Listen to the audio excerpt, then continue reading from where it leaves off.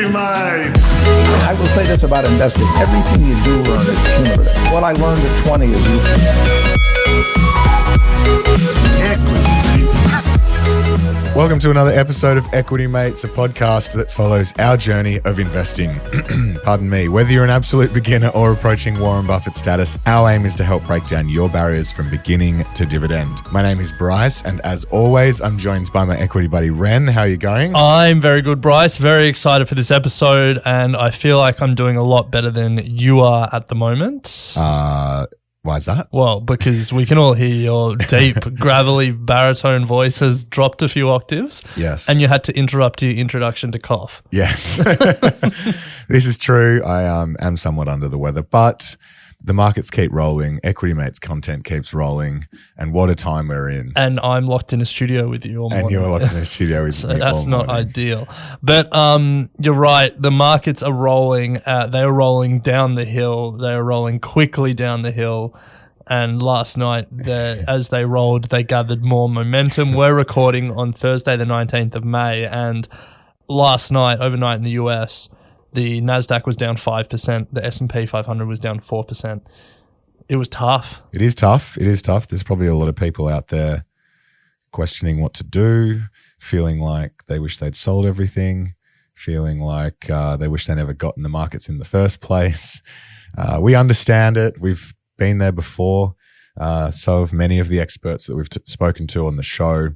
My opinion is sit tight and think of the possibilities. My opinion is this is super exciting time. Think of the possibilities.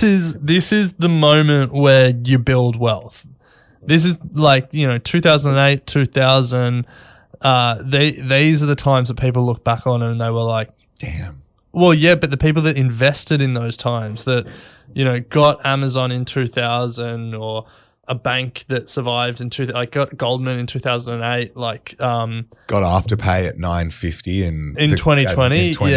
Yeah. And saw that go to 165. So obviously, we'll talk about. I think a lot of this episode and future episodes will be about the market falling, but I think for me, it's the market is falling and what am I going to buy, not the market is falling and I'm going to stop investing.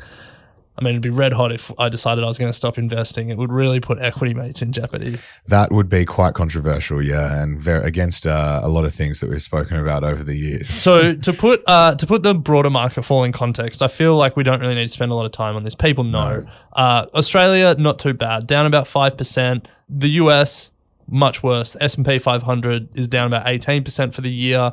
The NASDAQ 100 is down about 27% for the year.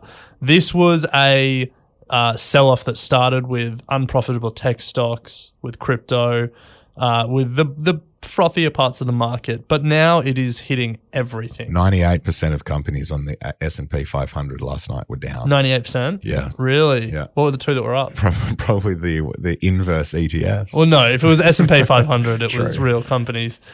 TJ Maxx, I don't know if they're in the S&P 500, but their parent company beat expectations and was up 6% overnight, the Nice. retailer. There you go. But the reason I talk about retail is because this started with tech and crypto and all of that, but this is now everywhere and it's brutal. Target missed expectations, fell like 24% overnight, a quarter of their market value wiped in a day.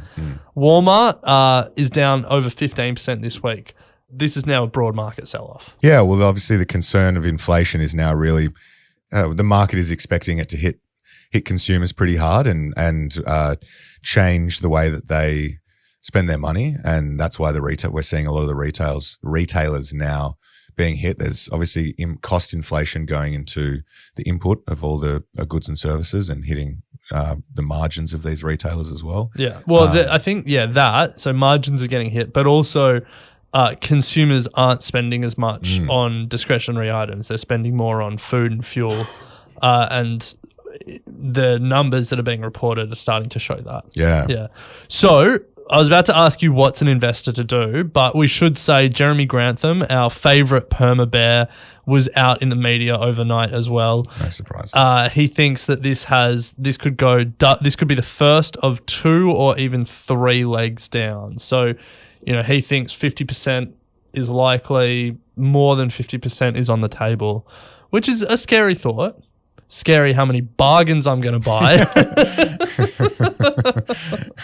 So what's an investor to do, Bryce? What do we do in a situation like this? There's 3 things that you could probably do, Ren. You can hold through it and keep buying. And I'm going to put my hand up and I'm going to put my hand on my heart and say that there's probably a lot of people in the Equity Mates community wondering what we're doing. And I haven't sold a thing to date. I don't plan to sell anything. We're getting pretty excited in the office about the buying opportunities. Yeah. So hand on heart, haven't sold a thing. People may think I'm crazy. People may be thinking you're an idiot. Why aren't you taking your profits? As we've said many times before, the biggest advantage we have over a lot of these hedge fund managers who are out there at the moment telling people that they're selling is, I'm in this for 40 years. You know how excited Bryce is about what he's doing in this moment, that he couldn't even get through the 3 options to do in that moment. He could have set it up and then told us what you were doing. So the first is hold through and keep buying. The second thing you can do is try and play a bit of a defensive game. So set up or make some trades that have a bit of a defensive play or actually some shorts. Yeah. Or you can just go straight to cash, get out of the market, and wait. Keep your powder dry and wait. Now, you've told us what you're doing, hold through and keep buying. No surprises that I'm taking the same approach. But I think when we talk about why, it's obvious, we've said it a few times already, that there's some great buying opportunities. But the other 2 strategies are fraught. And I think that's something that has really been shown over the past little while. Taking a defensive turn or going short. Let's say you were going to go defensive. Plenty of the defensive stocks are also getting whacked. Like if you had sold out of unprofitable tech and said, I'm going to go big retail because, people are always going to need to buy food. Walmart is the biggest retailer in the game. I'm going to sell out of unprofitable tech and go into Walmart because that's defensive. Well, then Walmart gets whacked 15% in a week. So I think that's an important thing to keep in mind, unless you went in all in on commodity and oil stocks.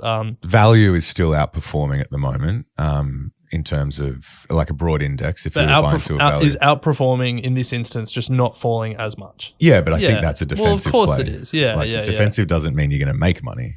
Yeah, you just lose less. You're losing less. Yeah. So that's fair. Losing less is a good alternative, I guess. The other option is you can have a bear position, you can short. Yeah, you can. There are a bunch of ETFs that short the market, but there's a problem with that, which is that it relies on market timing. And there was someone in our office, and I won't say who, that a couple of nights ago was saying they were going to go heavy into SQQQ. Now, for people who are not familiar with that is a triple levered inverse NASDAQ ETF. So if the NASDAQ goes up 1%, you lose 3%. If the NASDAQ goes down 3%, you make 9%. It's triple. Would have made 15% last night. Yeah, you would have made 15% last night. But they were going to go into it the day before when the NASDAQ went up 4%. So they would have lost 12% of their money in one night. I somewhat agree with you, Ren. There can be a place for hedging if that's your game. But of course it comes with, as you've mentioned, market timing risk, and you've got to really know what you're doing. So it's certainly not something that we're sitting here trying to play. That's for sure. Yeah. And the timing risk comes on both sides. Obviously getting in at the right time, this person who was going to do it in our office would have hit a dead cat bounce straight away and would have lost a significant chunk of their investment straight off the bat, but also getting the hedge right on the other side and exiting at the right time.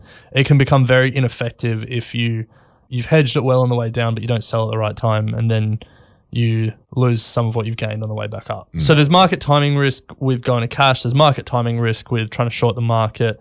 The idea of going defensive has some merit, but everything's getting whacked at the moment.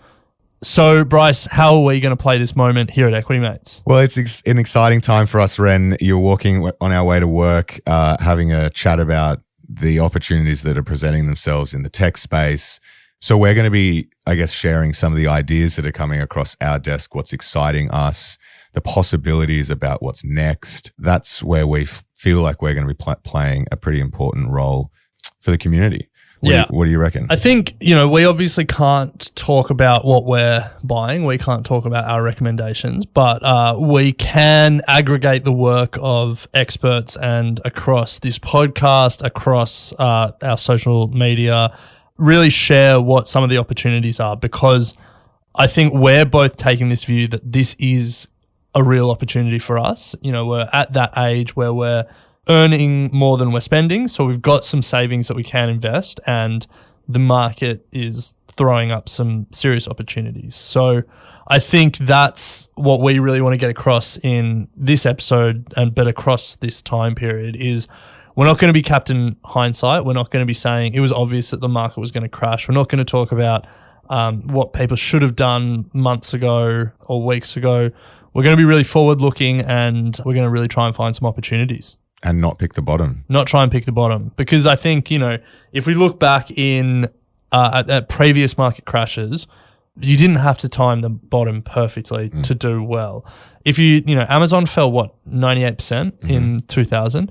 If you'd bought it down 50%, if you'd bought it down 70%, if you'd bought it down 90%, you would have been stoked by what happened as the market recovered. So let's use this opportunity to find great long-term investments, rather than lament that we didn't sell in November 2021. Definitely won't be doing that. It's also important to take a bit of a step back and look at the bigger picture. The market, the US market, is still up from 2019. So just another reminder to kind of zoom out and don't freak out. So that's what you can expect from us over the next little while as things continue the way they are in markets. And I think it's important to recognize that the economic conditions and the stock market are a little bit at odds at this point, because unemployment is incredibly low, and 80% of the S&P 500 actually beat expectations or beat estimates in the latest reporting season. Obviously, inflation is the really big story and the really big concern, rising interest rates on the back of that. But it's not like we're seeing the mass bankruptcies that we saw in 2000 or the mass layoffs of workers that we're seeing in 2008. Which is really pleasing. Like, if that's how this can play out and it's just a stock market sell-off, we get inflation under control, great.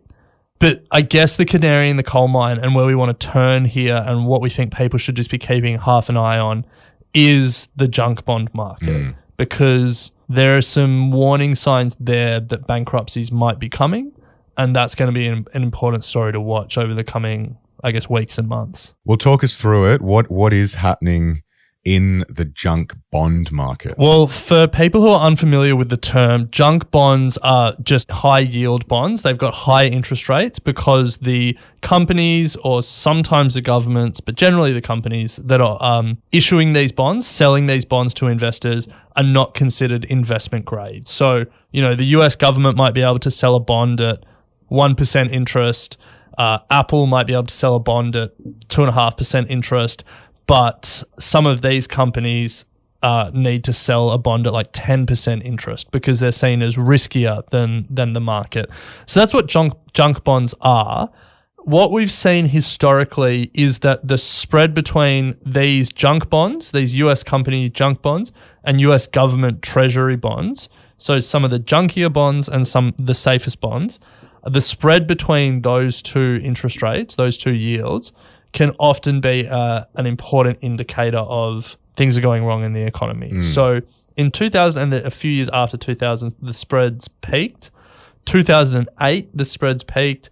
2020, March 2020, the spreads peaked as well. So it's just an important thing to watch because spreads have got to their highest levels since 2020. Yeah, well, it's the worst levels in almost 18 months. Yes. So things aren't looking good for the junk bond market. At a high level, junk bonds have sold off, and the whole bond market has sold off because interest rates are rising. On average, junk bonds are trading at 91 cents on the dollar, the lowest level since May 2020, and they've fallen about 10% this year. So when prices of bonds fall, yields rise. 4.3% was the average yield according to Bloomberg. In January, it's now 7.5%.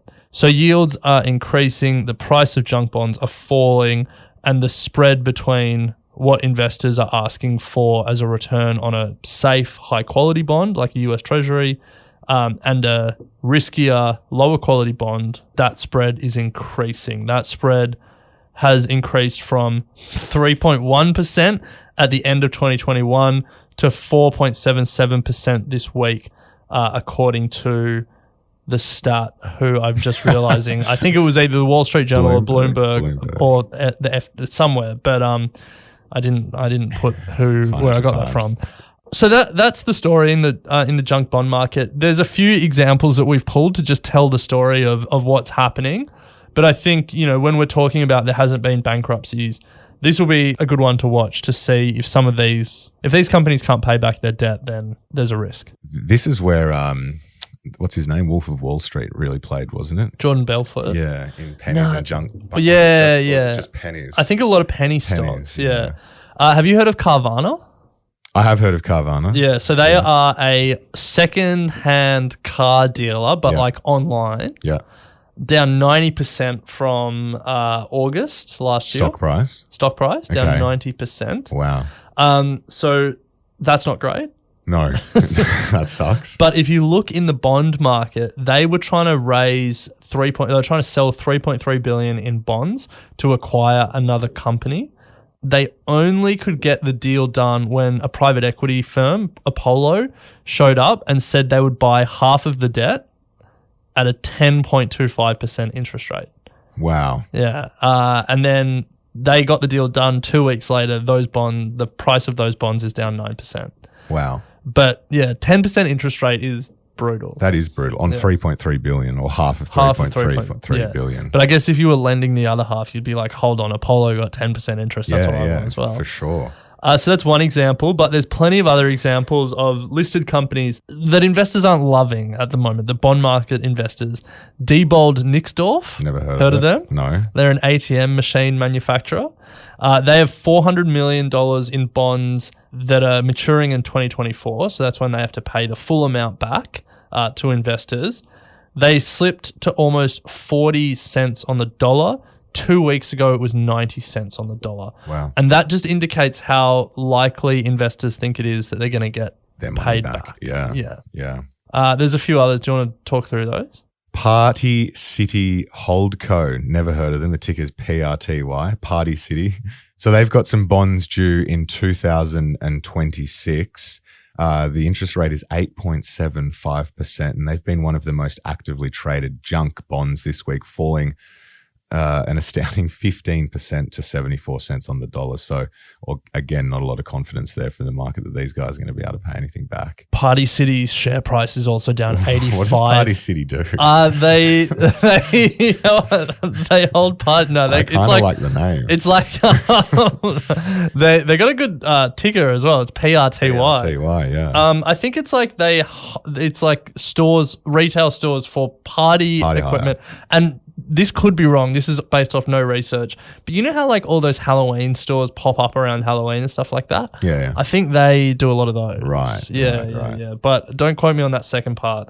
But yes, share price down 86% since November. Wow.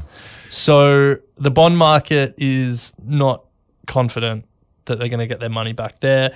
One of the largest issuers of junk bonds in the US, Bausch Health, apologies for the pronunciation, they have 1.25 billion in bonds maturing in 2028. They were trading above 90 cents at the start of the year. They're now below 60 cents. So I think that's a story that's emerging, and one to keep an eye on is the companies that will go bankrupt first are either these unprofitable tech stocks that don't have any debt but just can't raise any money, or these companies that have debt but they have to raise it at such a high interest rate, who are going to struggle to pay it back. Yeah. So they're probably the two big categories of companies to watch because, junk bond spreads are widening. Yeah. Well, Ren, that brings us to our next segment of the show, which is looking at 4 stocks from Daniel Loeb's letter, investor letter. But we're going to take a very quick break to hear from our sponsors. So, Ren, we've been covering off some investor letters and really having a deep dive into what the experts are doing in times like this. And there's no, we say it time and time again, but there's no sort of better resource in our mind than reading some investor letters from some of the best investors around the world. And we've got a great one here today from Daniel Loeb, who started Third Point, very well-known activist investor. He got his name from shaking up boards, taking an activist approach, which we'll touch on in a second. But he manages $19 billion, as we said, with Third Point. Yeah, we're going to unpack 4 stocks that he's spoken about in his investor letter. Yeah, that's right. Famous for his letter writing tactics, where he would write a public letter to the board but publish it publicly and basically shame the board into changing their ways. And he's seen CEOs fired and stuff as a result. Great. Love that. So the 4 companies that we're talking about, Shell, the oil company, Glencore, the mining and commodity trading company, PG&E, which is an energy company, and then Consensus Software, which is a Web3 metaverse and crypto company. One of those 4 is not like the other. Yes. So let's start with Shell. And he's back at it again. Yeah, he's taking a very activist approach here, which is true to form for him. Yeah. So I'm pretty sure Shell had a dual company structure, and I think they were listed had a dual listed structure as well. I think they're now all returning to the UK. Lob's been pushing that effort. But to quote from his letter, we have reiterated our view that Shell's portfolio of disparate businesses ranging from deepwater oil to wind farms to gas stations to chemical plants is confusing and unmanageable. And so they're pushing to see some changes there. He's pretty scathing of them in his letter. He kind of says that it's all over the shop, it's confusing, and is really, really pushing for some corporate change. So I'd like to see more fund managers managing a lot of money doing this sort of stuff. I think it's a good approach. Well, so Shell's financials, yes, for the March quarter just finished. Revenue up 50% year on year. Profit up 26% year on year. I mean, earnings per share up 30%. Operating income up 126%. Good time to be a oil company. Great time. Yeah. But he's not happy with them. Well, I think he was not happy with them before. Oh, look at this. December quarter, revenue up 94%. Whoa. Profit up 186%. Whoa. Yeah. That's BP vibes. Yeah. Well, I mean, it's just oil is just having a great moment. And so I guess if you were going to push for a restructure, now would be the time. Yeah. While the going is good and you got the cash flow to do what you need to do. Yeah. So Ren, let's move on to his the second company, and that's Glencore, listed over in London, GLEN. This was a long position that Daniel took, Third Point took. So if you haven't heard of Glencore, it's a massive commodity trader and also a mining company, and they mine copper and nickel, which, we've spoken previously in one of our episodes on the future of Australian industry. They're critical inputs for the transition to renewable energy. Yeah, and I think that's why Third Point like them, because of the copper and nickel. I think a lot of people will know Glencore for another commodity, coal. Yes. Yeah. But you're right. He points out in his letter that they believe that these are 2 metals that are undergoing a substantial acceleration in demand that are going to outpace supply, and of course, provide some decent returns, or they believe that it's going to provide some returns for their shareholders. So, but how crazy is this? So coal, a lot of people are off for good reason. Yes. Climate change. Have you heard of it? Yeah. But coal is obviously having a real moment. Like any energy commodity is having a moment. Oil, gas, coal. How crazy is this? Glencore's coal business is set to generate approximately 10% of the company's market cap in free cash flow this year. Wow. Not even their whole business, just their coal business. Wow. That's significant. That's significant. Yeah. But I still wouldn't invest in a coal miner. You wouldn't? Nah. Why's that? Just they're done?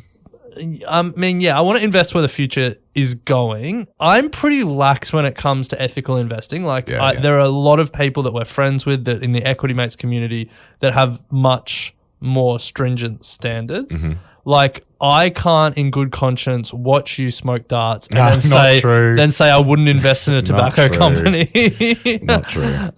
But for me, coal is the one that it's like, yeah, it just makes me feel uneasy to invest in. Yeah, fair call. Yeah. Fair call. Let's move to the third, PG&E Corporation. Yeah, have you heard of this company? No, I haven't. So this was, I remember first hearing about this during the California fires a few years ago, and they were in serious amounts of trouble.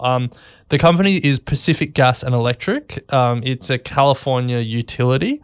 The story is basically they didn't maintain a lot of their equipment properly, and they then, I don't know if they caused or they contributed to some of those devastating fires in like 2018, 2019 in California. Do you remember those? Yeah. It's tough to keep up because California I do remember them. Climate change. You heard of it? Yeah. They had a $30 billion liability for poorly maintaining their equipment. Wow. And so I think their stock price obviously fell off a cliff, and I think they had to declare bankruptcy. Oh, wow. And so I actually they're back. They're back, and Third Point are investing in them. And the reason poor management to get $30 billion in liability from not looking after equipment. Yeah, poor management to not maintain your equipment properly and caused or contribute to devastating bushfires that killed a lot of people. What the hell? Yeah. The reason that I think this is interesting, my biggest takeaway from the write-up on this company is how simple investing can be at times. So let me give you some of these points. From the letter, quote, in April, PG&E Corporation reported a straightforward and uneventful set of results, delivering on its promises to customers and investors.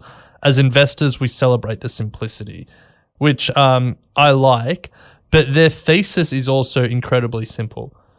PG&E trades at 12 times 2022 consensus earnings. The average for a utility company in America is 21 times, and their closest peer in California, a company called Edison International, trades at 15 times. It's a value play. It's literally like what's the price to earnings ratio compared to the industry and the closest competitor. Yeah, it's cheaper. It's cheaper. And they, from the letter, again, quote, in this type of market environment, the financial equation of consistent earnings growth and multiple re-rating, and so that's the price to earnings re-rating back to the industry, makes for a wonderfully boring story and a solid anchor for our portfolio as Third Point's largest position. And obviously, like the market would have reasons why they're not valuing them as high as the industry because of its history, but that is as simple as this thesis needs to be. Yeah. This is a $19 billion hedge fund, and this is their largest position, and that's the thesis. Yeah, well, investing doesn't need to be complicated. Investing doesn't need to be complicated. Yeah. That's it. Well, and as we say, your thesis can be 30 words or 300 or 30 pages, and it's clear he's been able to articulate why he's making that investment. I would hope there's a different management team in there, though, to be honest. Surely. Yeah, sure. Well, yeah, if you've gone bankrupt. Well, I think in the letter they wrote about the CEO. Yeah, I'm pretty sure. Yeah. I mean, last episode we had a whole conversation about what it means when you go bankrupt. So let's not do that again. Last episode we did have another company that came back from bankruptcy from memory. Yeah. And it was in a letter. But anyway, let's turn to the final one, which is Consensus Software. First Point, not listed. Not listed. Yeah. Yes, they've accessed this through, what was it, their C round? They've Series C. Series C and Series D. And But we'll Series get to D. that. Yeah. Tell us about the company, Consensus. Well, Third Point, they remain active investors in what they call the evolving digital asset ecosystem with a focus on companies driving the next generation infrastructure of the decentralized economy. Web3, they love it. They're in it. And they're following on from their Series C round with a Series D in Consensus Software. And what it does, it's the gateway to the Ethereum ecosystem. That's essentially what it does. One of their main products is MetaMask, which we have. Yes, I've got. I've used once to take crypto and put it into Climadow. Lost all our money. Lost all our money. Potentially got rugged, but that's okay. We did get rugged. It was my first and only rugging. I'm pretty sure one of my bold predictions at the start of the year that was someone in Equity Mates will get rugged. Yeah, and it turns out we all got rugged because we were all in it. And we're not going to shout out the person that told us about Climadow, but... No, we'll get done for defamation. But yeah, they're one of the biggest players in the Web3 space, and the company's founded by Joe Lubin, or led by Joe Lubin, who is one of the co-founders of Ethereum. So some pretty good talent in there leading the company, and Third Point have taken a position. Yeah, monthly active users up 30 times from March 2020. Which just really tells the story of what happened over the last 2 years, really since the COVID lows. Up almost 3 times from August 2021. That's 3 times in 6 months. Still pretty crazy.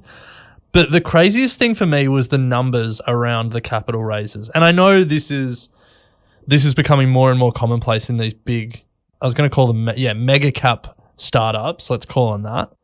Their Series C, they raised $200 million at a 3.2 valuation, $3.2 billion valuation in November 2021. 5 months later, in March 2022, they raised their Series D, $450 million they raised at a $7 billion valuation. That's Canva growth. So they've more than doubled their valuation in 5 months from 3.2 billion to 7 billion. But they raised $200 million, and 5 months later they needed to raise again. Well, maybe they didn't need to. Maybe they were just like, the market's good. Let's take the chance. Yeah. But how much money are they spending? Chewing through it. Well, yeah, there's some stories here of some of the guys that are raising heaps in this, and they're burning through it. Engineers alone cost a fortune. Yeah. Jeez. Yeah. Anyway. Well, that's what you get. I think in the letter he terms it as parabolic user growth in 2021. So if you have parabolic user growth, I'm sure you can tap on the shoulders of some of the guys to raise some cash. But so I think to sum up this conversation, a number of companies from Third Point. This is, as we've said at the start of this episode, this is something we want to keep doing. Across socials and across the podcast, is sharing what expert investors are writing about investing in, all of that. We spoke about Shell, which is listed, main listing is in the UK, SHEL. We spoke about Glencore, also listed in the UK, Glen, GLEN. PG&E Corporation listed over in the US. Let's get their ticker quickly. PG&E, should have guessed it. What do you reckon the ticker is? PGE. No, PCG. Got ya. Listed on the New York Stock Exchange. And then Consensus Software, not listed. Contributors to Bryce and I getting rugged. So we'll never forgive them for that. No. A range of companies. Yeah, great range. Yeah. Great range of companies. Always a good reminder that there's an investing universe outside the big tech companies. Yes. Plenty of opportunity. So, Ren, speaking of crypto and getting rugged, we can't close out without a few thoughts on what's gone on in the crypto space, particularly with Luna and Terra. We were going to give it a crack and explain it ourselves, but Thomas from Comedian v Economist, the economist side of the two, he did such a great job over on CVE this week that we're going to throw to his explanation and then have a quick chat about it after. Yeah, and it's not just about crypto for people who are tuning out at the thought of more crypto chat. He talks about how it relates to George Soros and how he broke the Bank of England. Yeah. So a good conversation that let's listen to now.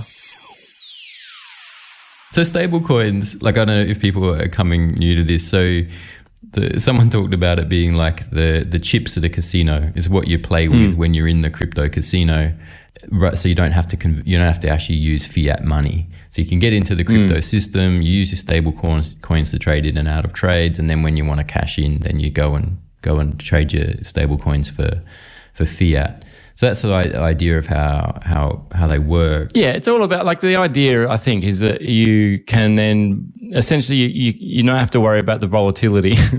Lol. You don't have to worry about the volatility of the market because it's a stable coin. So, but you get all the privacy and transactability of crypto. So you can buy things internationally. You can, it becomes less more difficult to trace your transactions and all those crypto decentralized benefits. But you get this rock solid stability of the US dollar or whatever other pegged currency you've got. I think that 70% of Bitcoin purchases are made using Tether. Tether's like the biggest stable coin in the market. And it's 70%. Which also fell off a cliff, but then that's managed to regain its peg.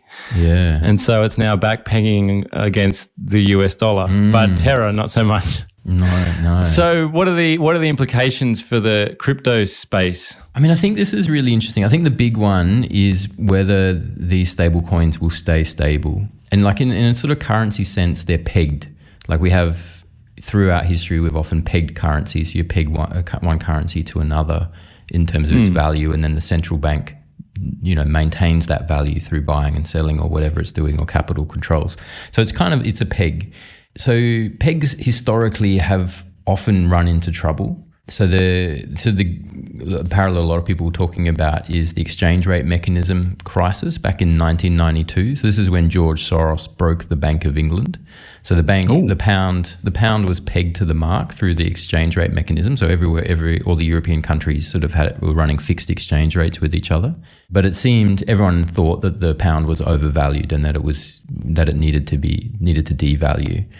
But what happens with a peg is you get what George Soros called a one-way bet. So you can short the currency, but there's no risk that the currency is going to move, because the worst, so you take a short bet, you bet the price is going to fall. The worst case scenario is that the peg holds and the currency doesn't change value at all. And then you're only up for the interest cost you've had to pay to borrow the money for your short. But so it's like, you compare that with like when you're shorting, GameStop or something, or AMC, when you got that short squeeze, the risk, you bet that the stock price is going to fall, but then the stock price goes up. You're exposed to sort of infinite risk there. But you're not with a peg. The only risk is that it stays steady. It doesn't actually fall. And so it creates this one-way bet where you can short this is what George Soros did. He shorted the pound. He was borrowing pounds and selling them into the market, betting that that the pound would fall in value. If it didn't fall in value, it was just, he knew what the outcome was going to be. There's no risk the pound was going to go up. So it was a one-way bet. And so he piled on, people saw what he was doing. It created a bit of a rush. The whole Forex market piled on, and eventually it broke the Bank of England. The Bank of England had to raise rates. They raised it by 200 basis points in the morning, and then another 200 basis points in the evening, in the afternoon. Yeah, 400 in a day, trying to defend this peg. And eventually there was so much money betting against them that they just gave up and let the pound Declared fall. bankruptcy. Declared bankruptcy. They let the pound fall. They let the pound fall. Yeah. At which point George Soros's short bet then turned out to be a winner, and he banked $1 billion out of that trade. Really? One trade, apparently. Yeah, biggest trade in history. Yeah, so it became super famous, and then all countries were very nervous about pegs from that point on, particularly when there's downside pressure, which there is. And so this is what people are talking now, that this is what happened to Terra, is that there was a short bet against Terra. Effectively, it was a little bit more engineered than that through Bitcoin, but it was an attack because people didn't think it could hold, because part of the way like it operates, it was algorithmic, so it's not backed by anything. Like Tether is theoretically at least backed by Luna. Yeah, Terra was backed by Luna, which is like a cryptocurrency, which kind of works when Luna's rising, but once Luna starts falling, then you create this death spiral where they had to print more Luna to try and prop up the currency, which devalues Luna, which undermines the value of Terra. And because that was my understanding of the situation. Was Luna was used as like I think they call it a governance token. Essentially, they control the price of Terra by controlling the supply of Luna. So they would just print more Luna, increase, liquidity in the market, increase supply in the market, which brought the cost down, and then they would burn tokens if they needed to reduce supply and push the cost up. But then they started heading the wrong way, and so they just started like printing Luna like it was going out of fashion, but realized that there was nobody to buy the Luna anymore. So then it went to zero. Luna's supply went from $345 million at the start of last week to end with 6.5 trillion Luna in circulation by the end of the week. It's not working. Yeah, and at that point they just gave up. Oh, man. I mean, the funny thing is algorithmic pegs have failed already in the market, and also it's a theory. This death spiral exists in markets in other financial instruments, so it's kind of well known, and so people have been talking about it for a while. It's not a shock. Like people were but it was pointing to this a long time weakness. ago, Thomas. It was a long time ago that these things happen. I don't know who George Soros is, but I know what crypto is. Yeah. And you can guarantee that the Reddit forums that are spruiking crypto and the Twitter feeds, we have Kenny G talking about buying bullish on Luna, that he's probably not across the George Soros situation. So I mean, that's what it looks like. Some of the analysis that I'm reading is pretty condescending about the way this peg was structured. It's quite funny. I'll admit, I'm having a good laugh. But it's pretty full on. But I think it's interesting because this now, I think, puts pressure on the other pegs. So other stable coins. So Terra had about 10% of the total stablecoin market cap. Tether's the biggest. I think it's 46% or something like that. But if you can break something that's 10% of the market, like what's to stop you breaking something that's 46%? And they're a different structure in the sense that Tether is supposedly it's collateralized. So you buy $1 worth of Tether, you give Tether $1, and then it sticks that in the bank, or it buys a treasury bond or something like that. But a lot of people are like, there's a lot of red flags around. What did Business Insider ran an article saying that Tether looks like a business that's a quilt made up of entirely of red flags. And there's no auditing, like there's no transparency about where Tether is keeping its reserves and whether it can defend itself, or whether there even is the money there. Could be in Bitcoin. Could be, yeah, which is what Luna went and did to try and defend itself. Bought a whole bunch of Bitcoin. And then Bitcoin went down, and everything because everything went down. So is there any implications here for the broader market? Like, could it spread beyond crypto, or is this just another kind of crazy crypto story? Yeah, I think risk for crypto is that you see an attack on Tether. And if there's massive selling on Tether, then Tether has to come up with its reserves. And it depends on how liquid those reserves are. If it is in government debt paper, as they say that it is, then they're going to be all right. But a lot of people saying that there's no evidence that that's the case, and they think that they're speculating in Chinese real estate paper and things like this. So it'll be interesting if there is an attack on Tether, because as I'm saying, it's a one-way bet.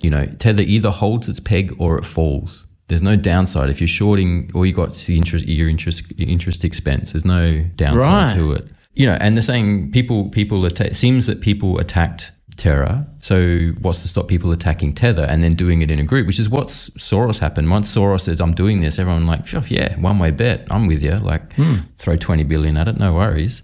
Yeah, so they could go after Tether. All his snail mail followers that were tuned into his newsletter. If Tether goes down, so Tether's... Yeah, so there's something like 70% of Bitcoin purchases are done in Tether. Tether's daily trading volume is higher than Bitcoin and Ethereum combined. So that's a big story in the market, and less liquid assets are worth less. That's just the general rule in finance. The less liquid an asset is, the less it's worth, other things being equal. So that then puts a lot of pressure on the whole crypto space, I would think. And then the question then is, like, does this bleed into the financial system? And for the moment, people don't seem too worried about that. But yeah, I don't know. Like, I was reading someone saying, like, you look at crypto's market cap, it's down from 3 trillion at its peak last year. It's now down to just over 1 trillion. So 2 trillion's been wiped from the market. You break that down, about 1 trillion's your retail mum and dad investors and your crypto chads. They've lost 1 trillion. But the other trillion is institutional investors. And if you look at Coinbase's trading volumes in 2021, 2/3 of it was institutional. Like it used to be, entirely retail, but now 2/3 of it were institutional last year on Coinbase's exchange. So, and everyone was talking about, institutional players are getting in, they're going great, but those institutional players are getting burned now, and they've lost $1 trillion. That in itself isn't enough to crash the economy, but it depends on how leveraged it is, because you had $1 trillion highly leveraged during the GFC. That's what caused the GFC. So 1 trillion, if it's leveraged, is enough to cause some serious problems. But we don't really know yet. So depends on that. But could be a few more people institutionalized before this is all over, I reckon.